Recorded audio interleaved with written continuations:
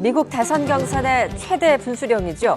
슈퍼 화요일 경선이 대부분 지역에서 투표가 마무리되고 이 시각 현재 개표가 진행되고 있습니다. 잠시 뒤 워싱턴 특파원 연결해 투표 상황 알아보겠습니다. 더불어민주당이 지난달 23일부터 이어온 필리버스터를 끝내기로 최종 결론을 내렸습니다. 마지막 주자인 이종걸 원내대표의 발언이 끝나는 대로 오늘 본회의에서 테러 방지법과 선거법을 처리할 예정입니다. 잠시 뒤 전국 상황도 짚어보겠습니다. 네, 먼저 첫 소식입니다. 미국 대선 슈퍼 화요일 경선 결과가 대부분 지역에서 윤곽을 드러내고 있습니다. 민주당에서는 힐러리 클린턴 전 국무장관, 공화당에서는 도널드 트럼프가 최소한 6개 지역에서 승리가 확실시되는 등 예상대로 대세를 확인했습니다. 워싱턴 특파원 연결합니다. 왕선택 특파원. 네, 왕선택입니다. 네, 지금까지 슈퍼 화요일 경선 결과를 보면 당초 예상과 좀 비슷하다고 볼 수 있겠군요. 네, 그렇습니다. 민주당에서 클린턴 전 장관, 공화당에서 트럼프가 압도적 우위를 보이고 있습니다. 지역마다 큰 차이가 있지만 전체적으로 60% 정도 개표가 이뤄진 가운데 민주당에서는 클린턴 전 장관이 버지니아와 조지아 등 최소한 6곳 이상에서 승리할 것으로 나타났습니다. 버니 샌더스 상원의원은 지역구인 버몬트에서 승리했고 오클라호마에서도 소중한 승리를 챙겼습니다. 공화당에서는 예상대로 도널드 트럼프가 압도적 우위를 보이면서 적어도 6곳에서 승리하는 것으로 나타났습니다.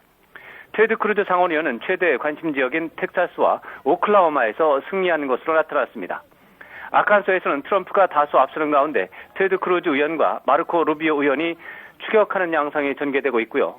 미네소타 경선 결과가 잠시 전부터 들어오기 시작했는데 루비오 의원과 샌더스 상원의원의 성적이 관심 대상이 되는 지역입니다.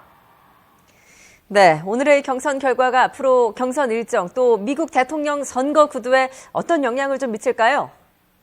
네, 슈퍼 화요일에 테드 크루즈 의원이 상당히 선전한 것을 주목할 필요가 있습니다. 텍사스에서 크루즈 의원이 2위인 트럼프를 10%포인트 이상의 격차로 승리했고 오클라호마에서도 승리한 것도 새로운 경선의 추동력을 얻은 것으로 평가할 수 있습니다. 반면에 2위 그룹의 경쟁자였던 마르코 루비오 상원의원은 텍사스에서 20%에 미치지 못했습니다. 텍사스에서는 20%가 되지 않을 경우 대의원을 한 명도 확보할 수 없다는 규정이 있기 때문에 상당한 손해를 받고 만약에 미네소타주에서도 1위를 하지 못한다면 이번 슈퍼 화요일에 패배자로 마르코 루비오 의원이 지목될 것으로 보입니다. 이에 따라 공화당에서는 트럼프가 대통령 후보가 되는 것을 막기 위해 루비오 의원을 중심으로 후보 단일화를 해야 한다는 요구가 있었는데 이런 구상을 추진하기가 어려워질 수 있습니다.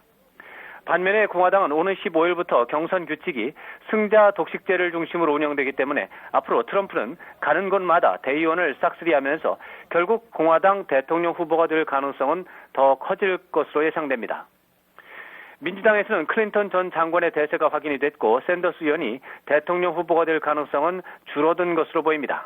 이에 따라 클린턴 전 장관은 샌더스 의원과의 경쟁을 넘어서 공화당 대선 주자를 상대로 한 공세를 전개하는 체제로 전환할 것으로 보입니다.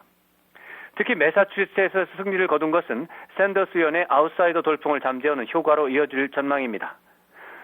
다만 샌더스 의원은 오클라호마에서 승리했고 경선 자금도 충분히 남아있는 만큼 자신의 정치적 신념을 홍보하는 차원에서라도 남은 경선 일정을 끝까지 진행하게 될 것으로 관측됩니다. 지금까지 워싱턴에서 전해드렸습니다.